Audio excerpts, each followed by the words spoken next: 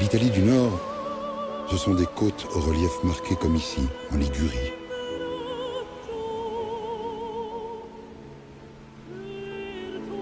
Dans la région des Cinque Terre, les villages sont même accrochés entre mer et montagne. À Manarola, les hommes vivent de pêche et de vignes depuis toujours.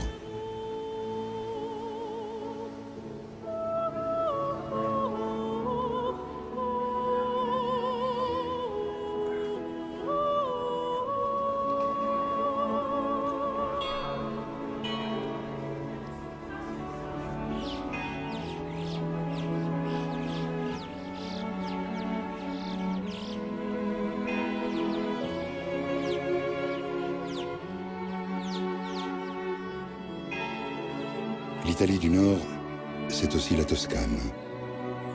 Ici, la terre est riche, et chaque colline porte un grenier ou un village fortifié.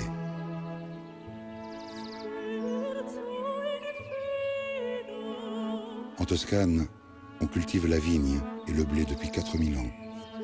Les grands noms de vignobles sont désormais Chianti ou Montalcino. C'était le royaume des Étrusques, un peuple antique très cultivé, qui rayonnait sur l'Italie du Nord.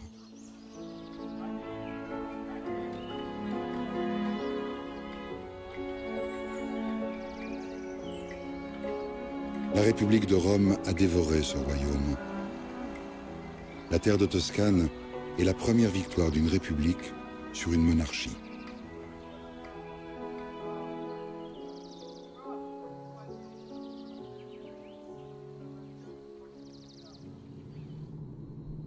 Ensuite, Rome tirera sa force d'un ordre militaire hors du commun et d'une arme naturelle, le cristal de sel.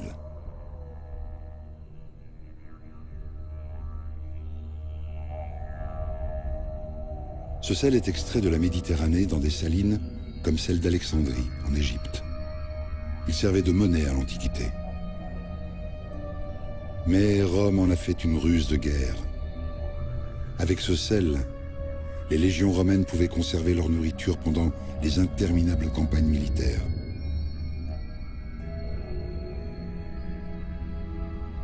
Les légionnaires étaient même payés en salaire, c'est-à-dire en mesure de sel.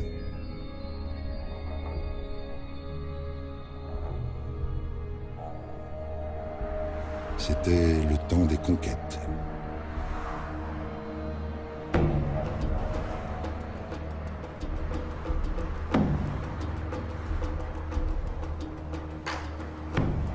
L'autorité de Rome n'avait pas de limite. La Méditerranée fut rebaptisée. Elle ne serait plus la mer entre les terres, mais Mare Nostrum, notre mer, celle de l'Empire de Rome, au sens large, celle de l'homme. L'Afrique du Nord fut conquise. En Libye, les colossales ruines des cités de Sabrata et de Leptis Magna gardent la mémoire de ces termes, de ces théâtres, cirques et capitoles. C'est l'apogée de l'art du pain et du cirque. Pour unir le peuple de Méditerranée, Rome le nourrit et le divertit pour ne pas qu'il se rebelle.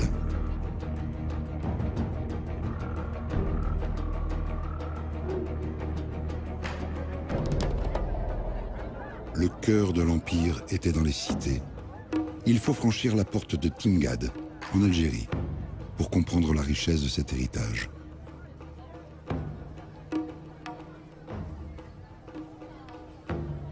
Ces rues et ces avenues à angle droit aux strictes proportions ne favorisaient pas seulement la circulation. Elles dessinaient un nouvel espace de vie des hommes, ensemble, où les maisons deviendraient des immeubles, des quartiers, des cités immenses.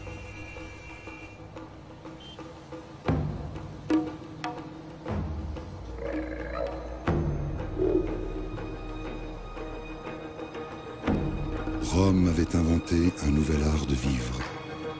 Il a donné naissance aux mégapoles actuelles et à l'urbanisation moderne. De nos jours encore, à l'image de Gênes, en Italie, les villes du monde entier s'inspirent du modèle urbain de Rome.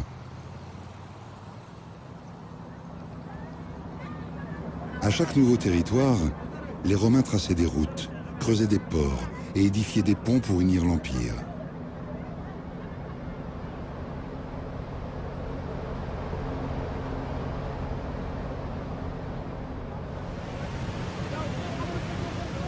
Qui se souvient encore que c'est l'empereur romain Néron qui a imaginé le premier ce monumental canal de Corinthe en Grèce.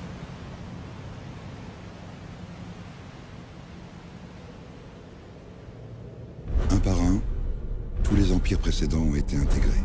Étrusques, Grecs, Phéniciens, Égyptiens, peuples d'Europe.